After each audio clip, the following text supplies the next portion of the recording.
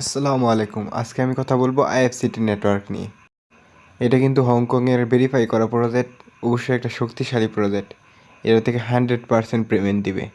বেশি কথা না বাড়িয়ে কীভাবে অ্যাকাউন্ট খুলতে হবে দেখিয়ে দিচ্ছি। ফার্স্ট অফ অল এই লিঙ্কে ক্লিক করে সাইন আপ করবেন, ইমেল দিবেন, এরপরে একটু পাসওয়ার্ড দিবেন, লগইন পাসওয়ার্ড, তারপরে ইমেলে কোড যাবে, কোডটা খালি কনফার্ম করলে হইব।